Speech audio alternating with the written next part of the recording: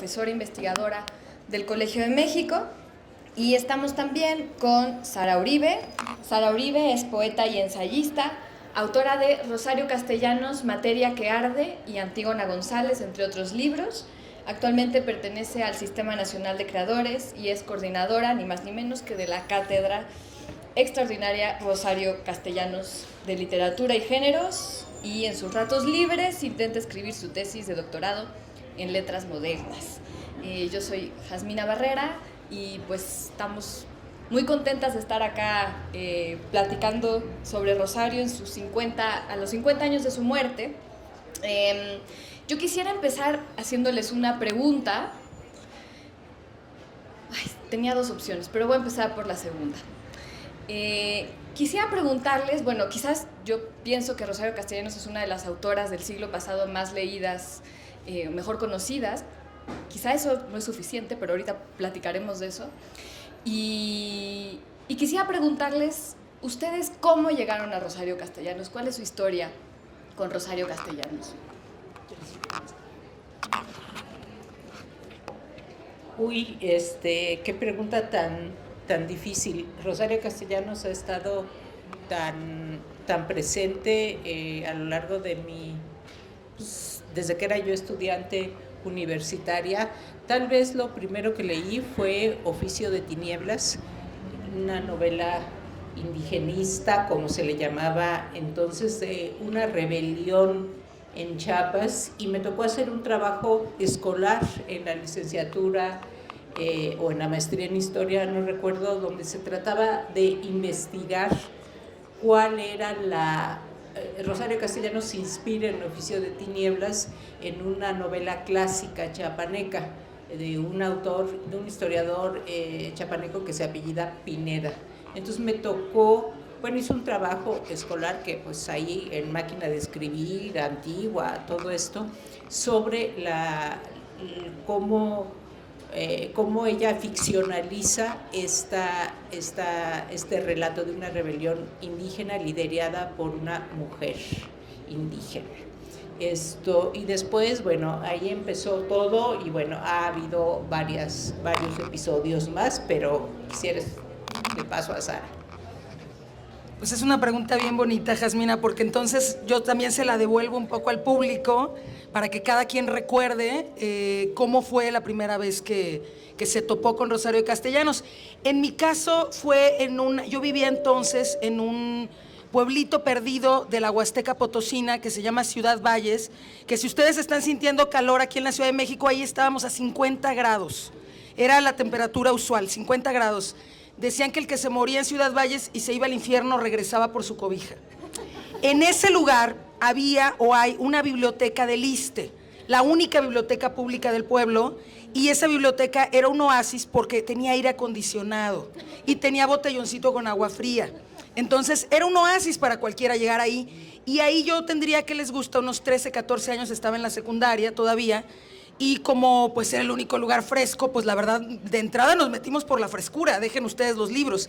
Y ahí en los libros de poesía, de literatura, me topé con una antología que se llama Bella Dama sin Piedad, que ahora, muchos años después, yo sabría que ese verso ella lo tomó del poeta romántico Keats. Entonces, Bella Dama sin Piedad pues tenía muchos de los poemas más clásicos o más conocidos de Rosario Castellanos.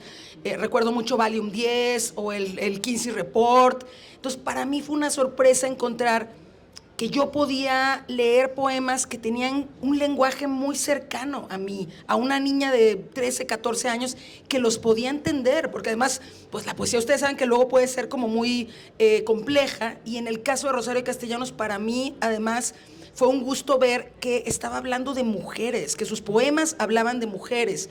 Entonces ahí fue donde me la topé por primera vez en su poesía. Yo entré a ella por su poesía. Esta antología de Bella Dama sin Piedad está en Lecturas Mexicanas. ¿Se acuerdan de esa colección de Lecturas Mexicanas? Y pues creo que ese libro seguramente está en la mayoría de las bibliotecas del país, haciendo como a mí ingresar de una manera muy asequible a su obra literaria, ¿no? ¿Y tú? Bueno, pues yo estaba en la preparatoria y tenía un maestro que nos daba una guía de los que, según él, eran los mejores libros del siglo XX en literatura mexicana y luego en el resto del mundo. Y ahí estaba Balún Canán. Y yo elegí otro libro, yo no elegí Balún Canán, pero en mi casa estaba Mujer que sabe latín. No sé por qué, lo compró alguien en la edición del fondo, me parece.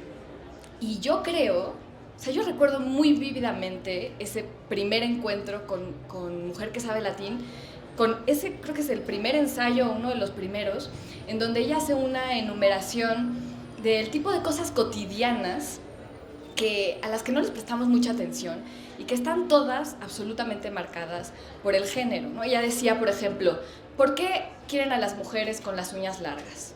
Pues para que seamos inútiles, para que no podamos abrir cosas, manipular cosas, agarrar cosas. ¿Por qué les gustan las mujeres con zapatos de tacón? Bueno, pues para que no podamos salir corriendo, para que no podamos huir. Ese es el tipo de cosas que yo me encontré ahí y me volaron la cabeza. Es la primera vez que me empecé a ser consciente a mi alrededor de cómo el género lo marcaba todo, fue a partir de Rosario Castellanos. Yo les quería preguntar, de hecho, porque hace poco, platicando con Diana del Ángel, alguien que también ha estudiado mucho a Rosario Castellanos, me decía, es que Rosario no era feminista. Rosario no se consideraba a sí misma feminista y de hecho escribió algunos textos donde decía, ay, esas feministas, pensando quizás en las feministas sufragistas, ¿no? Para mí, por lo menos, Rosario fue la entrada al feminismo. Y en Mujer que sabe latín, ella escribe ensayos de libros de otras mujeres. Y gracias a ese libro, yo empecé a leer a Virginia Woolf, ya no me acuerdo cuántas están ahí reseñadas en ensayos preciosos. Entonces, para mí sí fue como una introducción al feminismo, a pesar de que, bueno, yo no sabía esto, de que ella no se consideraba feminista. ¿Qué piensan ustedes de este tema? Yo quiero decir, me voy a tomar la palabra, que sí, en efecto, en los primeros ensayos ella dice que no es feminista, muchas veces se manifiesta como en contra de ciertos feminismos, pero fíjense que en los últimos ensayos o artículos de estos 3 tomos que compiló Andrea Reyes, con sus columnas y sus artículos del Excelsior, el tomo 3 de verdad les recomiendo tanto que lo busquen, seguramente están en la Seducal. El tomo 3 es cuando ella ya se fue como embajadora a Tel Aviv, y creo que es ese tomo condensa, yo creo que uno de los años más felices de la vida de Rosario Castellanos. Ya se había divorciado, tal vez ese hecho tenga algo que ver con su felicidad. Estaba en Tel Aviv con su hijo, su relación con su hijo estaba fructiferando de una manera muy, muy bonita. Y en los últimos artículos, y lo cito en el libro de Materia que Arde, ella dice, si hay alguna causa por la cual yo sería capaz de dar la vida, es por la causa del feminismo. O sea, yo creo que ella hizo un viaje, como muchas de nosotros, tengo que decirlo, porque aquí está una amiga muy querida, Aide, que cuando nosotras trabajábamos juntas en Tamaulipas hace muchos años, yo le llegué a decir, es que yo no soy feminista. Y me preguntaron ella y otra amiga, ¿por qué piensas que no eres feminista? Y le dije, porque yo creía en ese entonces que para ser feminista tenía que ser o una experta en la teoría del feminismo, cosa que no era, o una activista, ir a marchas.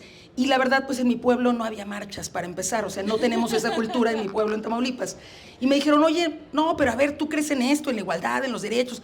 No, pues sí, pues entonces también eres feminista. Entonces siento que un poco el de Rosario también fue ese viaje, quizás ese prejuicio que muchas veces tenemos sobre cómo se conceptualiza el feminismo, o estas ideas preconcebidas, y poco a poco siento que tuvo ese viaje en el que al final de sus días llega ya a decir que sí estaba dispuesta a abrazar una causa feminista. Obviamente uno de los feminismos con el que ella estaba en contacto, el que ella entendía, pues porque seguramente había muchos otros más con los que a lo mejor seguía en desacuerdo, ¿no? Te agradezco mucho esa pregunta, porque pues es justo a donde yo quería ir. Yo no me tomo tan en serio a Rosario Castellanos. O sea, muchas de las cosas que dice de las sufragistas las dice medio en broma.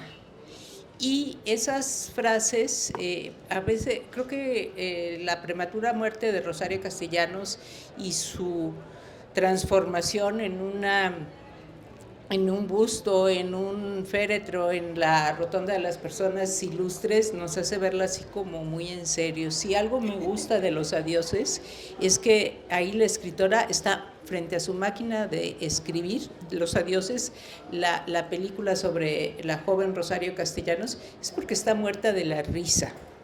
Y cuando escribió su tesis de maestría en filosofía, a la que tituló Sobre cultura femenina, era una joven que estaba ensayando, que ya había formado su estilo de escribir, pero en ese momento no había leído a Simone de Beauvoir, porque son prácticamente contemporáneas.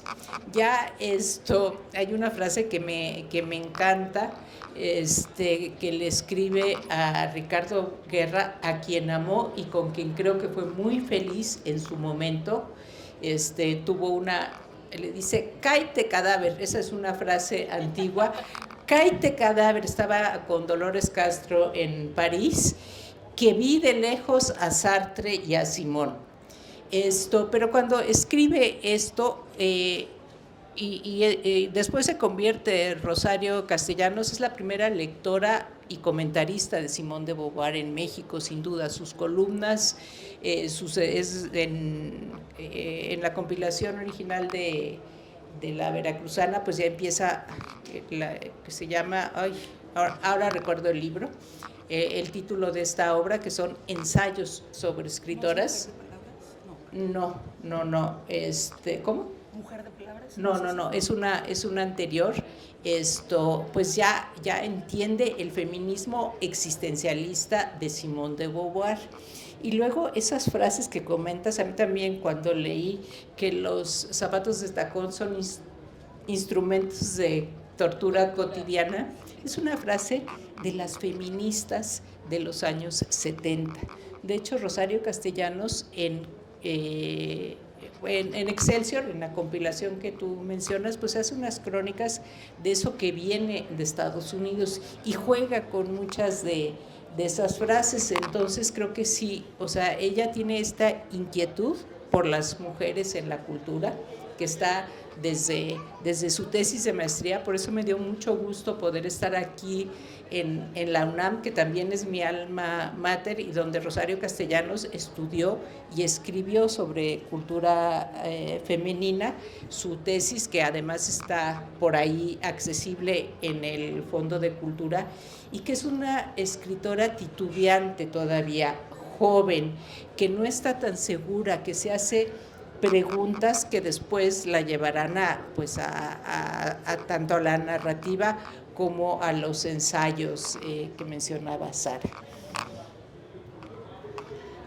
Muchas gracias. Pues sí, yo creo que lo que ustedes dicen es prueba de que somos muchas personas, ¿no?, en el tiempo, y que vamos cambiando, y que, entonces, que hablar de Rosario Castellanos, pues es decir, ¿cuál, no? ¿En qué momento, en qué libro, en qué circunstancia?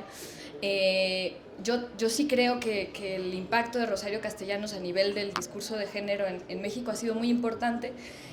Uno de los descubrimientos más bonitos que me ha tocado respecto a ella fue que me encontré hace algunos años con una carta que le escribió mi bisabuela a Rosario Castellanos, que nunca le entregó, pero que está en el Archivo General de la Nación. Mi bisabuela se recibió de abogada, fue una de las primeras abogadas en México, Clementina Batalla, y luego no ejerció porque su esposo, viuda de Narciso Bassols, que era un político que requería atención, y como ya sabemos cómo eran esos tiempos, entonces ella se dedicó al hogar, a sus hijos, etcétera, y ya que enviudó, cuando, como decía una tía abuela, no toda mujer se merece 10 años de viudez, pues, ¿5?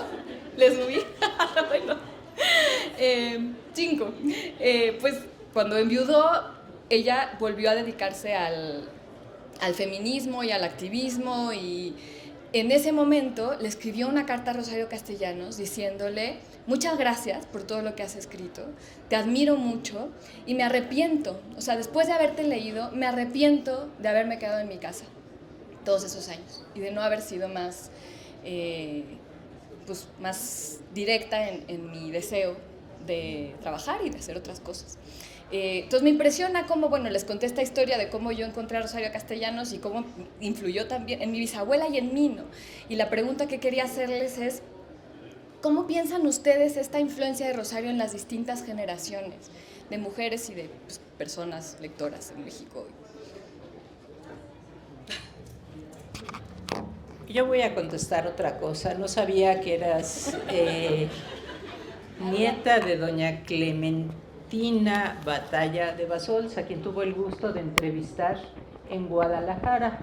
En Guadalajara, donde pasó la última etapa de su vida. Y fíjate que esa carta también la conozco, sí, la tengo por ahí, en el Archivo General de la Nación, y mi lectura es distinta. O sea, creo que tu bisabuela, que era una mujer de izquierda y que se volvió muy comprometida ya siendo viuda, tenía pues este conflicto de la izquierda de su generación, que decía, estas feministas que no se dan cuenta de que es más importante la lucha de la izquierda que la lucha de las mujeres. De hecho, ya recordé cómo le responde a la abnegación una virtud loca, así se llama el ensayo de Rosario Castellanos. Y también en esa carta como que tu bisabuela está en conflicto, porque sí como que no sabe, como que hay algo que le resulta atractivo de estas nuevas generaciones feministas y de que están planteando la abnegación una virtud loca. Y estamos hablando con la primera abogada, la abogada de este siglo, doña Clementina Batalla, que presentó el examen antes que su marido, Narciso Basols. Ella defendió su tesis como un año antes y fue a recoger el título siendo una mujer mayor. Lo recogió a principios de los 60, que es cuando se murió tu bisabuelo. De hecho, la foto de su título la tengo presentísima, pues es una mujer, bueno, hoy la vería muy joven, pero es una mujer pues que está ahí como con su chonguito, ¿no?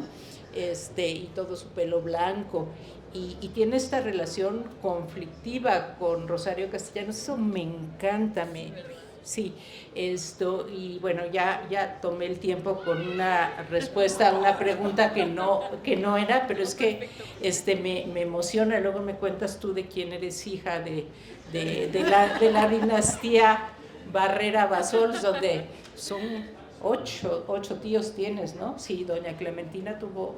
No, tú eres bisnieta. Bueno.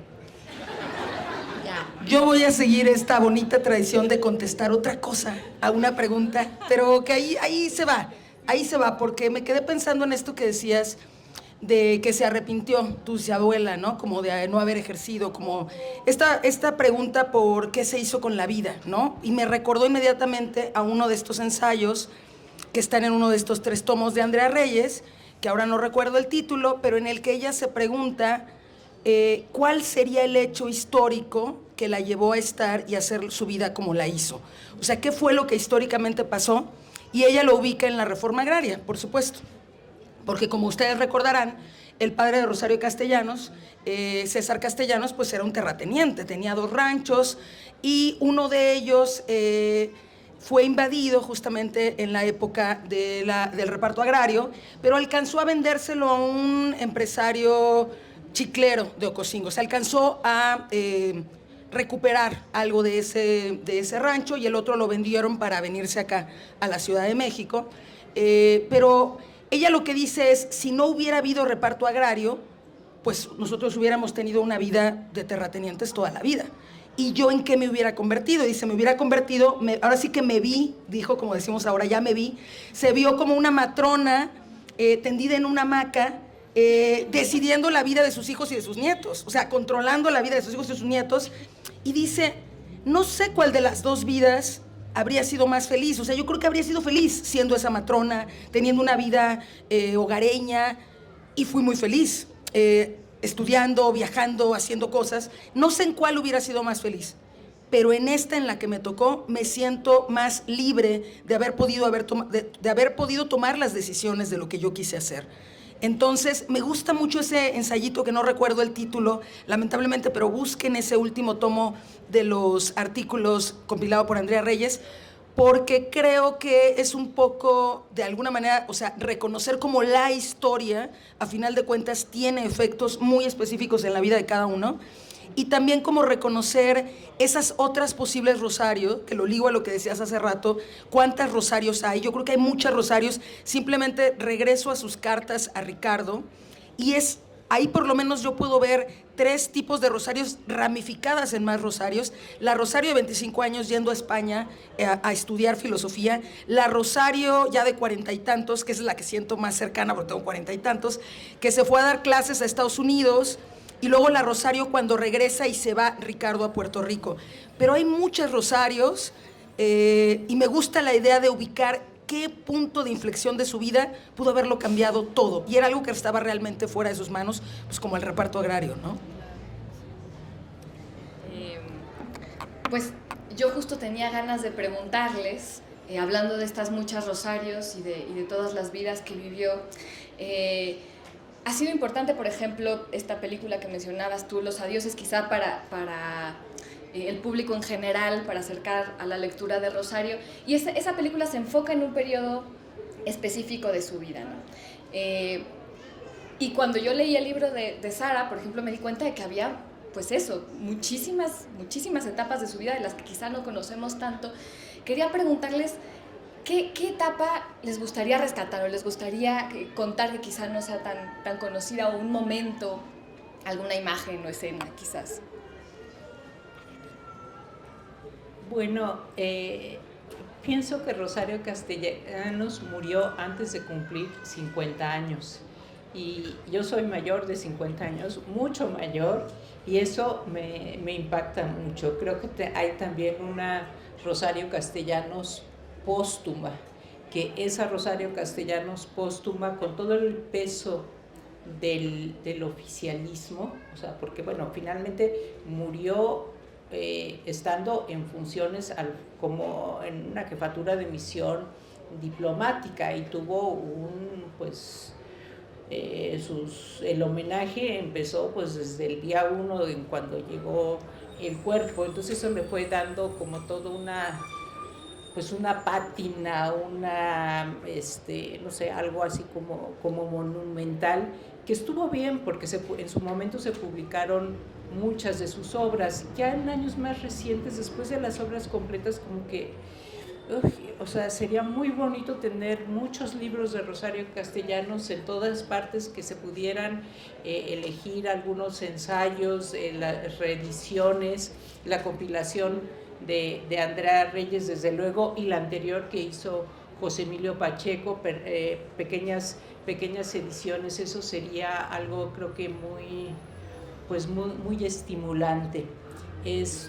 La imagen de Rosario Castellanos, tú dices, yo me quedo con la joven, no solo con la joven, no, con la chistosa. O sea, es que casi me quita el sueño pensar que la vuelven así un monumento, alguien célebre, alguien inaccesible, cuando está llena de ironía. Recuerdo cuando presentamos sobre cultura femenina su tesis, en el fondo que la publicó por iniciativa de Consuelo Sáizar, la publicó el Fondo de Cultura Económica, y la presentamos en la FIL, en Minería, en ese momento. Y alguien dijo, ¿pero por qué publican una obra menor de una gran escritora? Y cuestionó en cierto sentido la decisión editorial. Yo, desde luego, casi me meto debajo de la mesa, porque bueno, la propuesta editorial vino de mi parte. Pero ahora que los géneros literarios mayores y menores, pues, o sea, es algo que estamos discutiendo, que estamos cuestionando, que le pregunto a Yasmina por su novela, y me dice, bueno, es que no es novela, es un poquito esto, eso. Entonces sí, yo me quedo con una joven divertida, irónica, y en este momento una escritora mucho más joven que yo. Eso me apasiona y me inquieta saber cómo esa muerte prematura la volvió en esa figura casi inalcanzable, fría como mausoleo. El mausoleo, esa es la palabra que estaba yo buscando, como que hay que sacarla de ese mausoleo y tocarla, manipularla, leerla, criticarla y sobre todo reírnos con ella. No podría estar más de acuerdo contigo, Gabriela. Yo me quedo con dos Rosarios. Una, por supuesto, la Rosario. Han de saber que cuando empecé a escribir este libro de Materia que Arde, fue justamente en el año 1 de la pandemia, en agosto, cuando mucha gente, por las razones que sea, ya estaban saliendo, y yo, porque soy una miedosa, me quedé encerrada en mi casa. Entonces yo veía con envidia a la gente que ya estaba viajando y yo ahí encerrada, y empecé a leer las cartas de Rosario, y justo en esa primera etapa, les recuerdo, les repito, es cuando ella tenía 25 años, acaba de titularse justo de su examen de maestría de filosofía, y se va a España, pero emprende un viaje en barco. O sea, se van junto con Dolores Castro, con la poeta Dolores Castro, se van estas dos amigas en ese barco y ella le está enviando cartas a Ricardo, a quien tenía un año de conocer, y pues como que andaban, ¿no? Como que ahí ya empezaba el germen de toda esa historia. Pero es tan jocosa, tan divertida, me encanta un insultito que tenía, así si veía a alguien que le caía mal, le decía chocante reptilcito. Entonces yo dije, yo voy a empezar a decir, ese es un chocante reptilcito, cuando me caiga alguien mal, ¿no?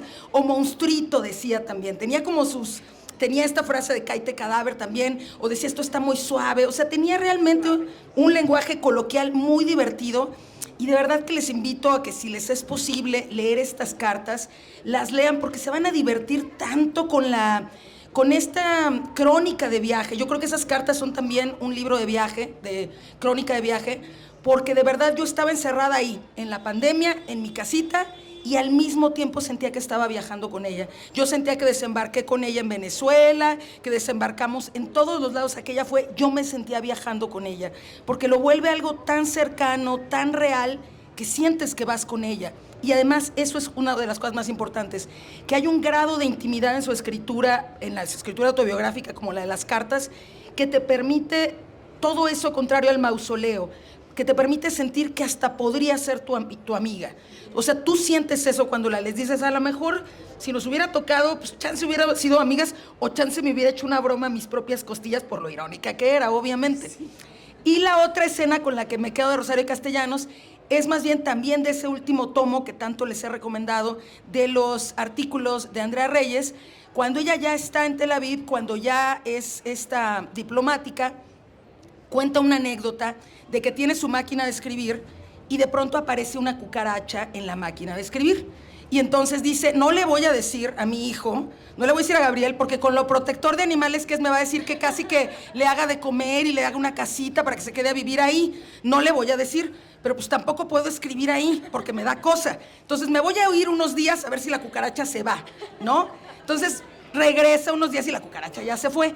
Pero la cucaracha se vuelve un leitmotiv de varios artículos hasta llegar al punto que le llama la cucaracha omnipresente, porque empiezan a tener un problema de cucarachas como pues por el calor o no sé, y entonces dices que siento que solo se como fotocopió esa cucaracha original y ahora es la cucaracha omnipresente. Entonces creo que ahí ella nos hace reír con esa figura y al mismo tiempo también muestra una habilidad escritural que ella misma nos platica en otro momento, que es en un ensayo muy bonito también que se llama El Zipper, donde ella cuenta que está en un hotel, fue para un evento diplomático y no logra subirse el zipper del vestido, porque no alcanza. Y ese no subirse el zipper del vestido la lleva a toda una reflexión sobre la autonomía, la vida de pareja, la soltería, la convivencia amorosa. Y entonces ella nos cuenta que en realidad ella lo que hace es eso, tomar un motivo simple, el zipper, la cucaracha, y llevarlo o extrapolarlo hacia una reflexión, hacia una construcción de pensamiento, pero siempre partiendo de lo cotidiano y de lo simple. Entonces yo me quedo con esas dos, con la que va de viaje y con la que se avienta toda esta escena chistosísima de la cucaracha sobre la máquina de escribir. lección de cocina, ¿no? Por ejemplo, que también parte pues, de un momento muy cotidiano de tratar de hacer un bistec y todo lo que puede salir de ahí. Y estaba pensando yo de esos momentos de su vida que he leído, uno que leí hace poco que me emocionó mucho, fue en un ensayo de César Tejeda, donde él cuenta de una etapa de la vida en que Rosario iba a Chiapas en caravanas a armar shows de títeres. Porque ella trabajaba en una dependencia que era... Teatro Petul. Teatro Petul. Yo dije, pero yo tengo que ver esas obras, qué emoción. O sea, me voló la cabeza también imaginarme a Rosario en esos paisajes, en esos lugares, haciendo sus shows de títeres. Y esto, bueno, pensando también ahora que hablábamos, que saqué yo a cuento a César Tejeda, dos preguntas que les quería hacer que están relacionadas. Una, que esta es pregunta genuina porque no tengo idea. Ahora que estaba yo, pues escribí un libro sobre Elena Garro, ¿no? Y esto que decían de lo simpática que era Rosario Castellanos, ¿no? Que Elena Garro también tenía un muy buen sentido del humor. Y estaba leyendo tu libro y estaba escribiendo el de Elena Garro. Y decía, ay, qué mal que estas dos se llevaran mal. Me da coraje, ¿sabes? Como cuando dos amigas suyas se pelean, yo decía, ay, me hubiera encantado que fueran amigas, es que te juro que se hubieran llevado muy bien. Y no se querían nada.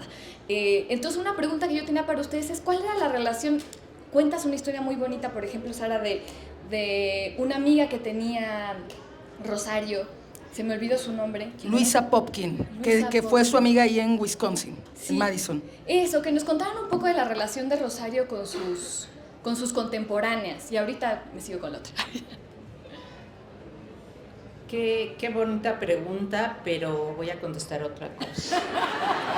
Ya en esta tradición hay un Rosario que me gustaría indagar y que se nos ha como, bueno, a mí se me ha no, creo que no existen obras sobre esa etapa. La Rosario Castellanos, que es funcionaria universitaria.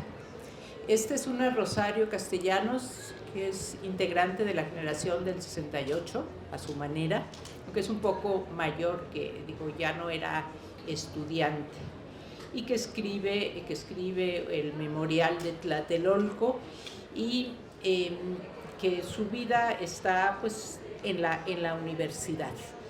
El doctor Ignacio Chávez le invitó a ser colaboradora de la oficina de prensa de difusión cultural, o sea, no, de la oficina de prensa de rectoría. Se llamaba la Dirección General de Información.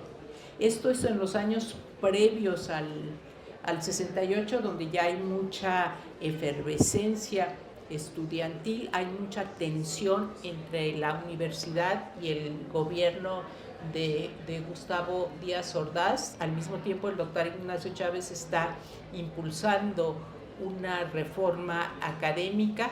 Hay un movimiento estudiantil que derroca al rector Chávez y tienen, bueno, todos renuncian a sus respectivos cargos, incluida Rosario Castellanos, que se queda sin trabajo con un niño chiquito. Y por eso es que se va a dar clase en Estados Unidos, en alguna de esas, creo que sí, si no tengo mala cronología. Entonces, esta funcionaria universitaria que tiene uno de los cargos más altos en la rectoría, me pregunto si en la rectoría y en esas oficinas había baños de hombres y mujeres, porque los espacios de los funcionarios pues eran exclusivos, los ocupaban solamente hombres. Justamente se acaba de publicar el diccionario biográfico de las mujeres en el Colegio de México, que preparé con mi colega Saúl Espirino Armendáriz y que está aquí en el stand de el Colegio de México. No puedo dejar de mencionarlo porque salió hace 3 días y esta es la primera feria del libro en donde estamos, feria del libro a la que llega la obra, y justamente he estado estudiando mucho cómo el espacio universitario pues fue tan cerrado para las mujeres, o sea, las mujeres de la generación de Rosario, con quien siento una afinidad, digo, no me lo imagino como mi amiga, me cuesta porque es de la generación de mi mamá. Mi mamá nació casi en el año que Rosario Castellanos, entonces ahí tengo una relación complicada, por decir lo menos. Pero sí, esos espacios en que las mujeres estaban en la universidad representaban casi el 35% del estudiantado.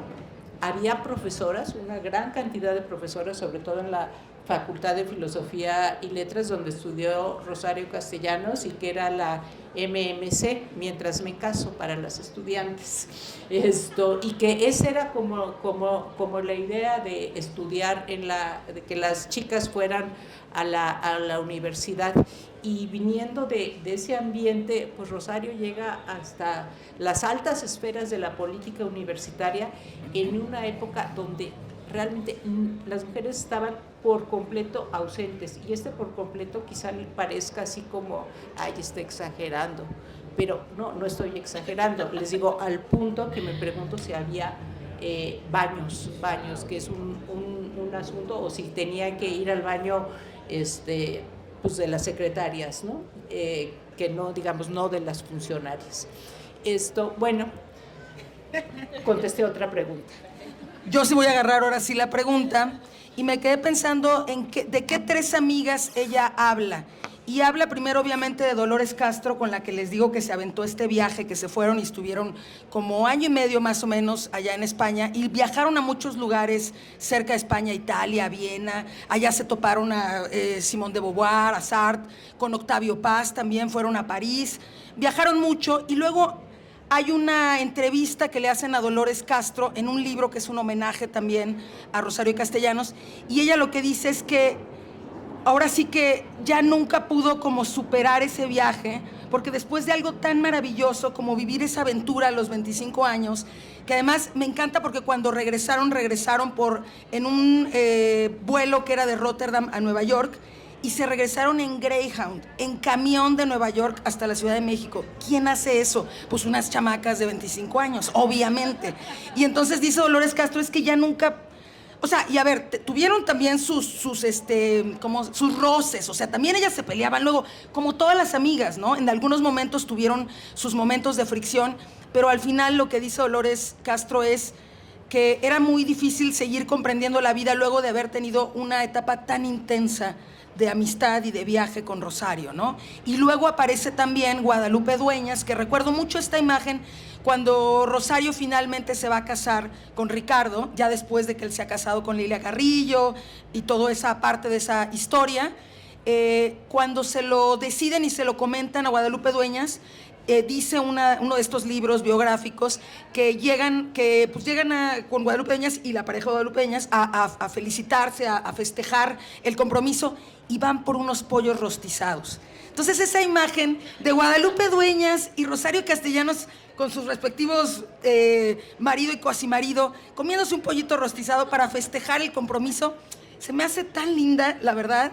Y por último aparece esta Luisa Popkin, que cuando Rosario en efecto ha perdido su empleo aquí en la UNAM y le surgen estas invitaciones para ser profesora invitada en Wisconsin, en Madison, luego se va también a Bloomington, Indiana, y está una temporadita muy corta en Boulder, Colorado, ¿no? Que mientras escribí ese libro, pues estábamos en la pandemia, pero no saben cuánto me habría gustado ir a esas universidades. Todavía no descarto ir a Boulder, Colorado, a ver qué encontramos allá, qué dijeron allá, qué recuerdan de ella allá. Pero ahí ella cuenta en las cartas que se hace una amiguita, Luisa Popkin.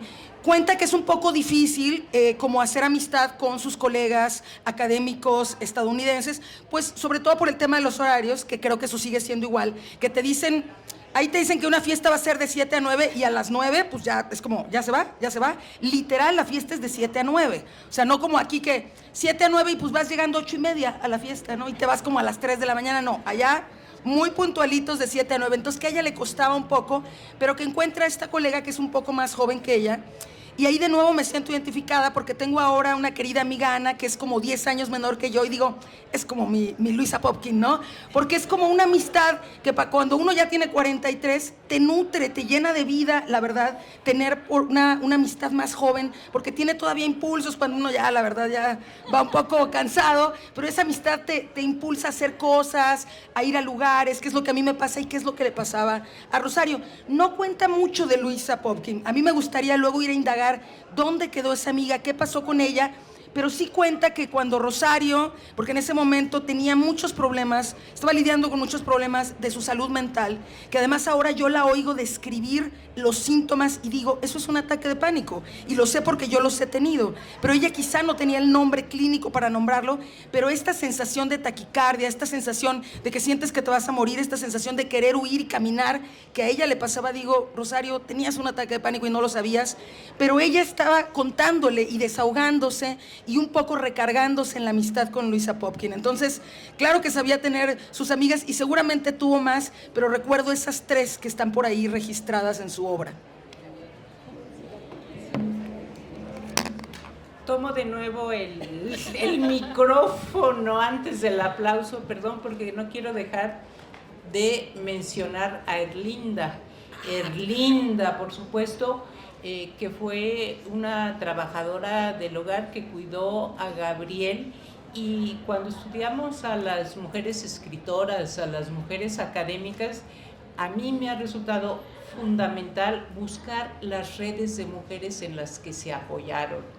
En el caso de Rosario, digo, no tenía a su mamá, no tenía a tías que le ayudaran con la vida cotidiana, con la organización, pero Erlinda, con quien yo creo que sin duda es la amiga más cercana y es una relación muy conflictiva, tiene desde luego un texto que se llama Erlinda se va, incluso la acompaña a Tel Aviv, pienso en otra autora a la que he estudiado, Amalia de Castillo Ledón, que también viajó ella con su mamá por la necesidad de la organización práctica de la vida.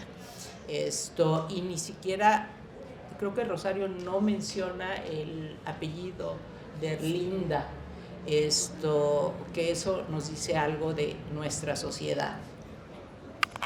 Ay, yo tengo 800 preguntas más, pero vamos a dejar que hagan preguntas también en el público antes de que nos vayamos. Aquí hay una pregunta, si tienen por ahí micrófono. Gracias. Hola, buenas tardes. Antes que nada quería mencionar que el ensayo del que habla es El hombre del destino, y justamente yo lo encontré con la recopilación que hace Pacheco en el 71, y en este libro yo pude notar que lo que menciona la doctora Gabriela Cano, y mi pregunta es, ¿cómo entrama Castellanos en su escritura de ensayística y también crónica ese tono humorístico, irónico, satírico, y también su quehacer social, o sea, sin dejar de lado su quehacer social? Bueno, pero qué pregunta. O sea, estamos ante una de las mayores escritoras y pues eso es su genio, quisiera yo decir. O sea, que yo me imagino platicar con Rosario Castellanos y que pues, yo creo que así hablaba. Que eso, bueno, nadie habla como escribe, ahí hay un gran oficio.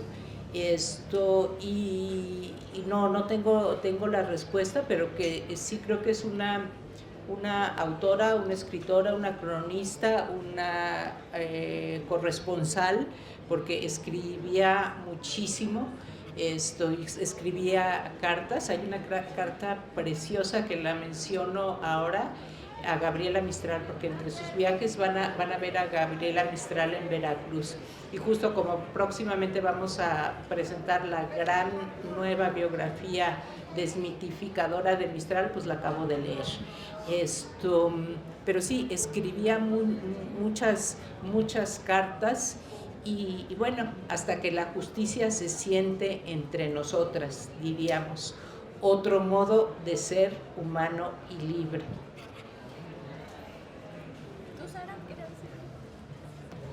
Pues si no hay otra pregunta, nada, que creo que un poco para mí está relacionado, si quiero aventurar una posible respuesta, con eso que decía hace rato, con que, claro, hay ensayos donde directamente entra en una materia muy seria o académica, donde está hablando de alguna autora, pero siempre hay unos visos de lo cotidiano. Y yo aventuro que mucho de su humor muchas veces está ligado a lo cotidiano. Eso por un lado, aunque en otros casos no sea así.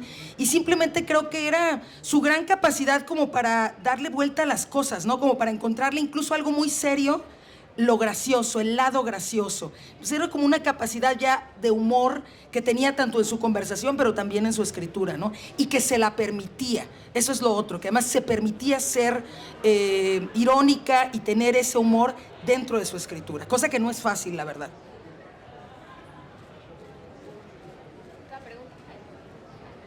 ¿Una pregunta más? ¿La última? Ándenle. Anímense. Allá.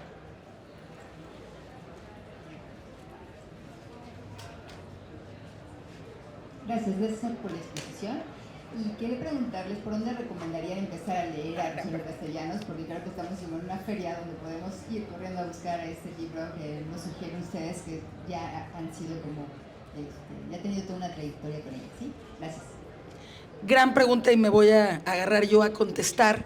Tengo dos opciones para ustedes, miren, tengo una que yo sé que me van a decir, ay, pero leer teatro como que no es lo más chido del mundo, o sea, ¿por qué nos recomiendas que leamos teatro? Pero escuchen esta anécdota.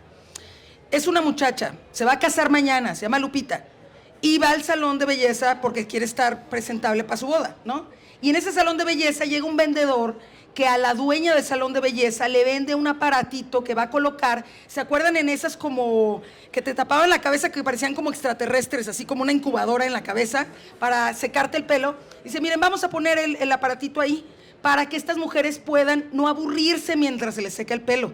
Entonces van a tener ensoñaciones así como de que tienen los hijos perfectos, al marido le dan un ascenso y van a ser muy felices. Pero, pues el aparatito falla, como siempre puede pasar. Y en lugar de que ella empiece a tener esas ensoñaciones, se empieza a topar con la corregidora, con Sor Juana, con la Malinche. Entonces ya se imaginarán el desbarajuste que se arma en esa obra de teatro. Esa obra de teatro se llama El Eterno Femenino. Entonces mi recomendación es vayan y busquen El Eterno Femenino. Sé que van a decir, ay, pero teatro, pero créanme que ustedes en su mente, en cuanto lo empiecen a leer, van a aparecer así como si tuvieran una pantalla, los personajes, y se van a reír, porque ahí está justo ese humor.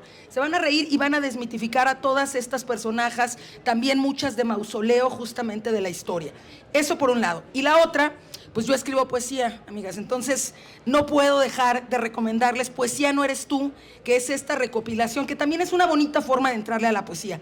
¿Por qué? Porque son poemas breves, y si me dicen, ay, es que a lo mejor yo no soy tan lector o tan lectora, bueno, léete un poemita, vete de un poemita en un poemita diario, y realmente esta recopilación de todos sus libros de poemas nos ofrece muchas etapas de su poesía. O sea, en la primera tenemos toda esta idea como del surgimiento del mundo y de la cosmogonía, luego hace estampas de la vida cotidiana, pero también luego tiene estos poemas sobre la pérdida que tuvo de una hija, porque tuvo la pérdida de una hija, donde está el dolor, esta pérdida amorosa, también la lamentación de Dido, por ejemplo, si están pasando por algún desamor, un poco se los recomiendo y no porque nada más les va a echar más sal a la herida, pero léanlo, lean Lamentación de Dido. Y hacia el final, bueno, están todos estos grandes poemas de los que les hablaba, que también los recoge Bella Dama sin Piedad, que son el Kinsey Report, Valium 10. Entonces ahí se van a dar un banquetazo con Poesía no eres tú. Esas son mis dos recomendaciones. Muchísimas gracias, pues ya nos dicen que se está terminando el tiempo.